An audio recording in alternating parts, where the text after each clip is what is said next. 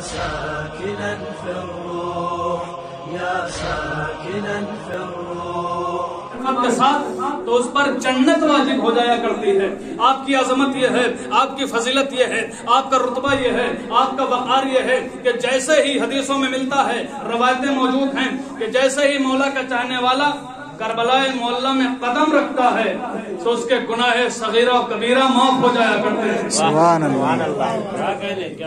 اور وہ اس طریقے سے ہو جاتا ہے جیسے ابھی ابھی شکم مادر سے نو مولود بچہ دنیا میں آتا ہے. سبحان اللہ. تو آپ کی عظمت دیکھتے کتنی بڑی فضیلت ہے ظاہر امام حسین علیہ السلام کی. پوری تو عظمت کوئی بھی نہیں بیان کر سکتا ہے، اور میں یہاں اتنا وقت بھی نہیں ہے کہ مولا کے معجزے بیان کروں اور آپ کے کتنی بڑی عظمت ہے. صرف ایک روایت پڑھوں گا اور یہاں سے جو رزلٹ لے کے جانا ہے، یہاں سے جو میسج لے کے جانا ہے وہ 2 منٹ، پھر اس کے بعد رکھتے مسائل. امام حسین روایتوں میں موجود ہے.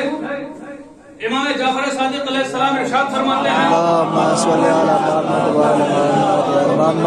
کہ جب مولا کا چاہنے والا سارے امام حسین علیہ السلام گھر سے قدم نکالتا ہے تو 70,000 ملائکہ اس کے لیے استغفار کرتے ہیں.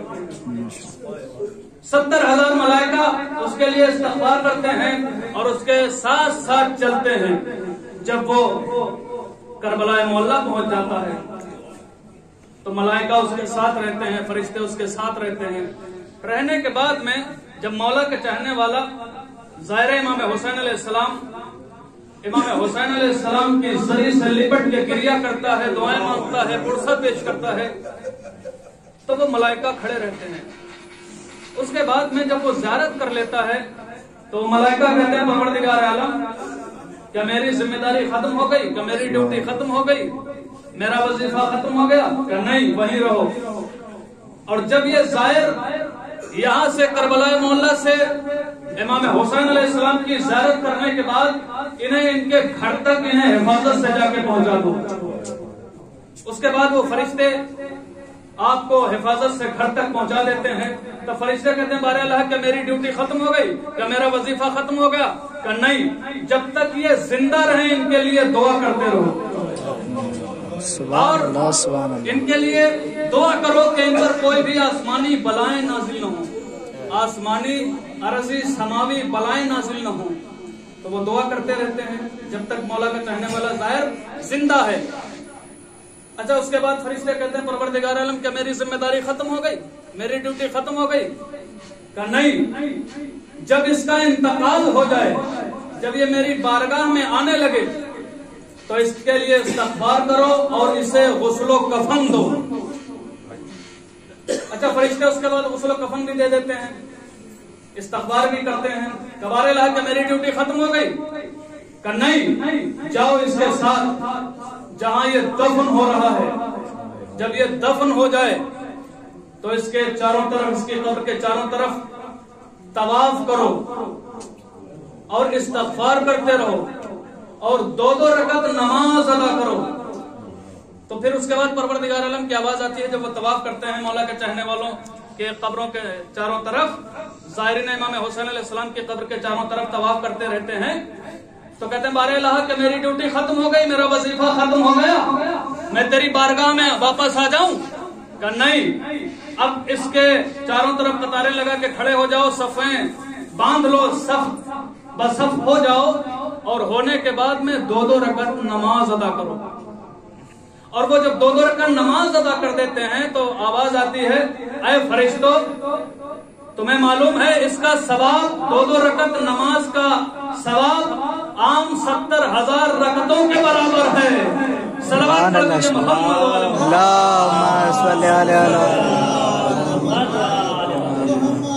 یہ آپ کی عظمت، یہ آپ کا وقار، یہ آپ کی رتبہ، یہ آپ کی فضیلت ہے.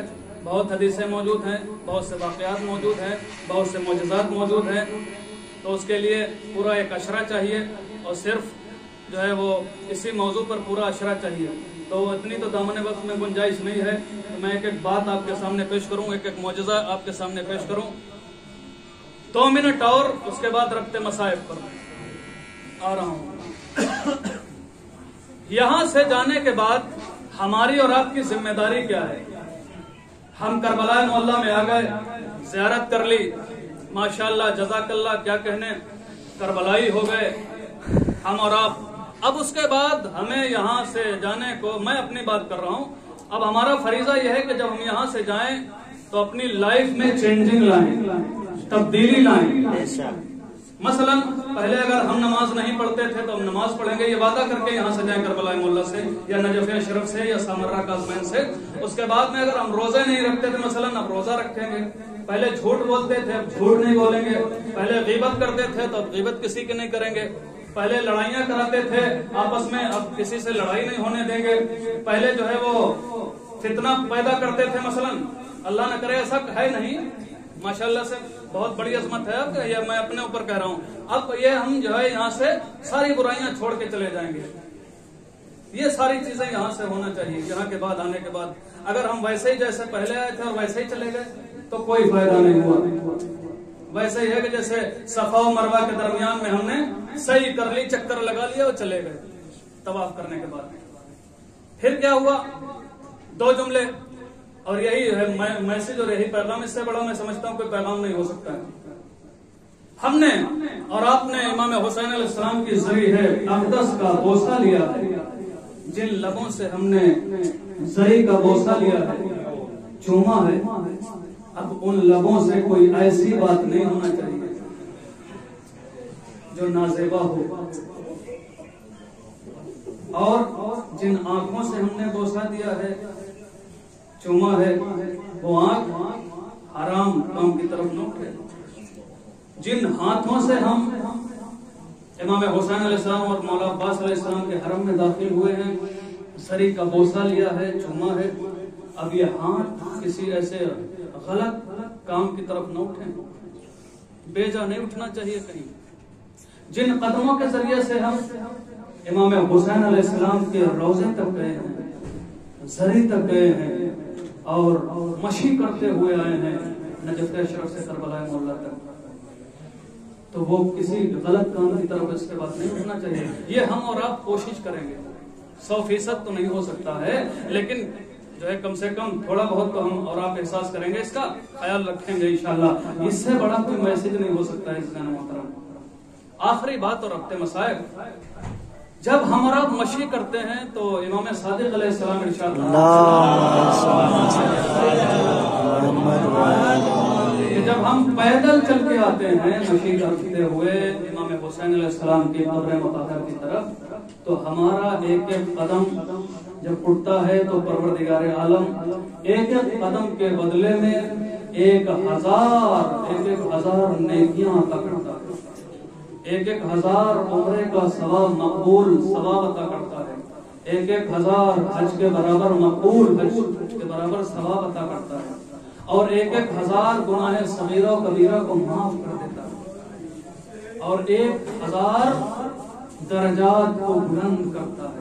لیکن ہاں اس کے بعد ہمارا اور آپ کا فریضہ وہی ہے جیسے میں نے ابھی بیان کیا تھا, یہاں سے بعد یہاں کے جانے کے بعد اگر ہم نے اپنی لائف کو چینج نہیں کیا